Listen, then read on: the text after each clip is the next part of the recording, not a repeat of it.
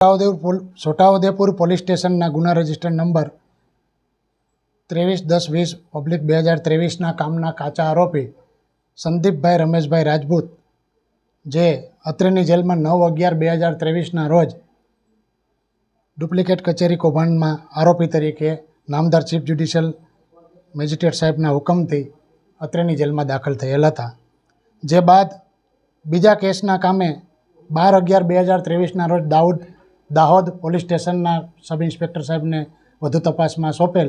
ત્યાં પણ આવો જ કેસ સાથે સેકન્ડ કેસ સાથે પરત અત્રેની જેલમાં 24/11/2023ના રોજ દાખલ થયેલ. જે બાદથી મજકૂર આરોપી અત્રેની જેલમાં હતા.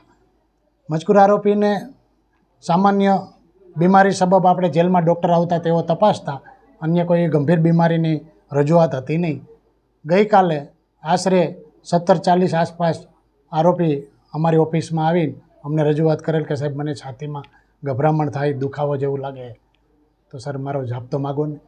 એટલે એને સહેજ પરસેવો વરેલો જોતાં આપણે ગંભીરતા સમજીને પોલીસ જાપ્તો ન માગીને તાત્કાલિક સારવાર મળે તે હેતુથી જેલના કર્મચારી હાજર સ્ટાફમાં સુબેદાર કક્ષાના જેલ જાપ્તા સાથે જેલના વાહનમાં એને વધુ સારવાર માટે સિવિલ હોસ્પિટલ મોકલી આપેલ હતા.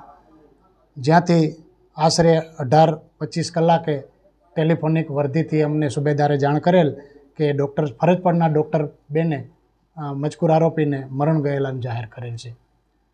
અહીંથી લઈ ગયા બાદ પણ માનવતાના ધોરણે અમે એમના પરિવારને જાણ કરેલ હતી કે 17:45 અહીંથી લઈ ગયા હતા. 18 કલાક આસપાસ એના પરિવારને ફોન કરીને જાણ કરી કે તમારા પતિને તબિયત નાજુક હોય, સિવિલ મોકલેલ છે. જે બાદ અવસાન બાદને અમને વર્દી સિવિલ હોસ્પિટલથી મળતા અમે ફરી એમના પરિવારને જાણ કરી રાતે એના પરિવાર આવેલા, એમને મળેલા અને સત્ય હકીકતથી વાકેફ કરેલા. આરોપી ડુપ્લિકેટ કચેરી કૌભાંડના આરોપી હતા. દાહોદ ખાતેનો પણ એના પર કેસ હતો અને અત્રે છોટાઉદેપુર પોલીસ સ્ટેશનના પણ એ જ કેસ હતો.